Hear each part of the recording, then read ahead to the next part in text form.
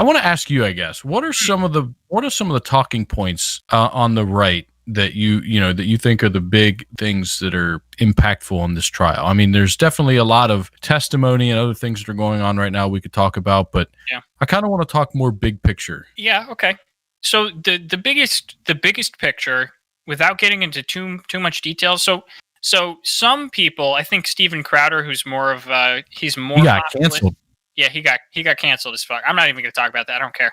I mean, I care, but it's like, what's new? Yeah, he's totally canceled off YouTube, right? I know I'm vortexing. Yeah, I think they took his channel down. Yeah, I heard something about him being totally canceled and permanently demonetized. Even if they get his channels back, he's demonetized. Yeah, I mean, he's been demonetized before. He fights it. So it's Steven Crowder, conservative commentator on YouTube. He considers himself a late night host, and he's just basically a conservative. He's a comedian. There's a whole bunch of edgy comedy. I love it. It's very free speechy, but YouTube hates it. So he continually, I think the first time he got demonetized, his channel got demonetized, was when I think he made gay jokes about Carlos Maza of it's not Huffington Post, would have been Vox, right? They accused him of like homophobia or homophobic slurs or something like that. So he rectified that. He finally got remonetized because he won in court. And then he just recently got demonetized again. And I think it has to do with the fact that he put up, and I say this, oh God, is YouTube going to ban us now? He put up what he claims to be verified voter fraud information. And he did actually drive to the location. So it was something where he didn't make any sweeping claims. He specifically said, we found these names associated with these addresses, and we had our intern drive to every single one of these addresses. And this was a parking lot. This was an empty lot. This was a underpass. It's like, so that was the episode that he had. And I think he got booted for election fraud. Talking about election fraud on YouTube, which is a no-go. So now that we talked about the thing I didn't want to talk about. Yeah. Done. Derek Chauvin. Okay, so the biggest talking point, Tim, is that the burden of proof is going to be a heavy one on the state, right? The burden, right? Because it's not just a preponderance of evidence, which is like, oh, it looks like Derek Chauvin killed George Floyd maliciously. It's beyond a reasonable doubt. You need to prove that he intentionally killed George Floyd, right? And there's a whole bunch of different standards with each of the three charges, but it looks like it's going to be hard for the state to get any of them. Honestly, it's to put it the most concessionally, if that's a word. It's going to be much closer than a lot of people are expecting. Right? It looks like a slam dunk, maybe, but it's not. It's going to be hard. Yeah. I think that's an important statement that I've been kind of feeling myself as I watch through some of these, news clips and read some of the articles where you hear people say like, this is a slam dunk. It's on camera. He has to get convicted. You talk to people about it like just friends or whatever, and they say the same thing. Like, there's no way he doesn't get convicted. And right. I think that mindset's really dangerous because it makes you then, if he doesn't get convicted, right, based on legitimate legal reasons, all those people that felt that way now think that something shady had to happen for him to get off. And now it's warm enough to riot again. Yeah, like we're protecting him only because he was a police officer. Like, police officers have carte blanche; they can do whatever they want. This is proof, right? Or even though there may be some legit legal precedents why they couldn't convict him for this. And so I think it's extremely dangerous for the news sites, especially, to be saying those things. I think they should be a lot more honest with their approach and say, look, this is a difficult trial. Yeah. The things they need to prove.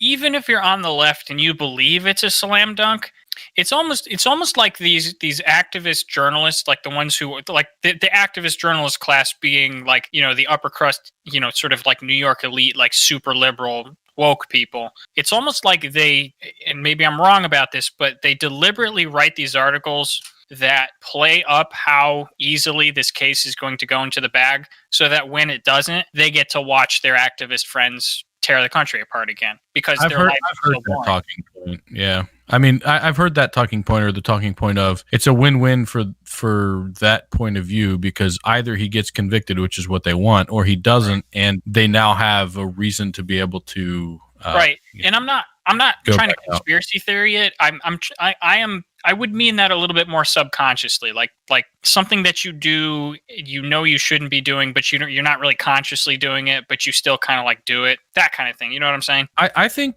agree with you. I think it's going to be hard for them to convict them specifically on murder 2. I think murder 3 is something that's going to be easier for them to convict them on. But even that charge being available at this point has been a point of contention. So for murder 3, it was removed from the charges and then re-added. And when they tried to re-add it, the judge denied the addition, and then they appealed that, and it got re-added. And I think it's important to talk about it a little bit because I've heard some bad information coming from some actually reputable sources on why Murder 3 shouldn't be there in the first place. One of them is your boy, Mr. Shapiro. Okay, what you got?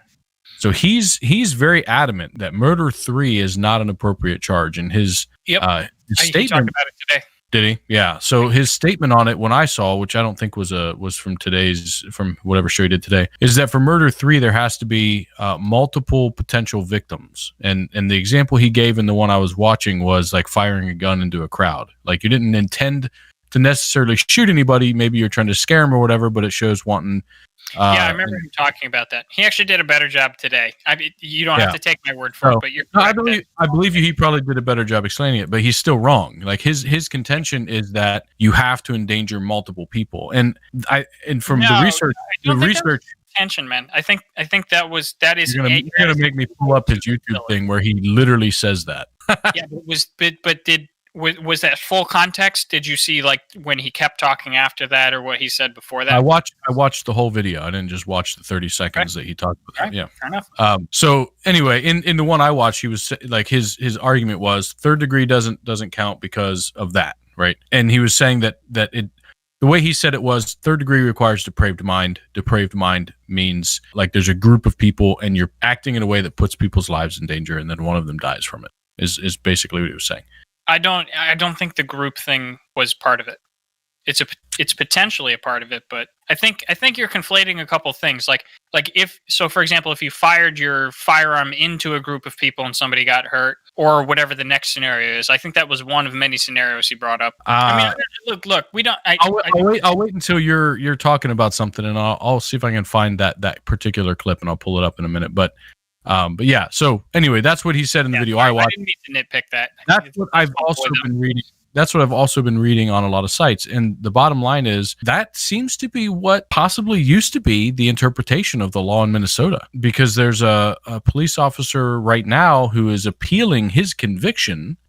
He got third degree murder for shooting a woman when he was on duty. And to go back a second, the reason I was bringing that up is Shapiro also says that charge should never have been reinstated.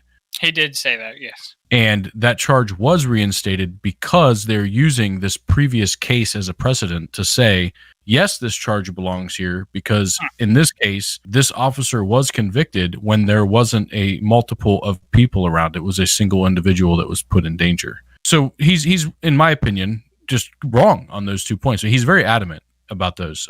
So the one thing that's interesting, and I think where this confusion may come from, or where it's interpreted one way or the other, is the wording. So the wording of murder in the third degree is whoever without intent to effect the death of any person causes the death of another by perpetrating an act eminently dangerous to others, plural, right? Not another person, to others, and evincing a depraved mind without regard for human life. So it says others, plural. It can be interpreted to mean just in general another person, right, another or others.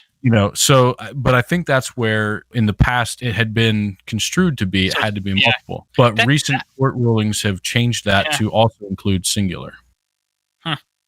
So, anyway, I thought that was a huge point that I've been hearing on the right as a talking point that I thought should be cleared up. Yeah, fair enough. Look, and I mean, I actually trust the judgment of that particular judge that they have in that case, right? Because I watched a lot of him while he was when they were doing the jury selection, and I really like his character. I like how calm he is, how straight up he is. I don't know how to describe it. I could just like you know how you can just tell. The one on the Chauvin case? Yes, the judge. Okay.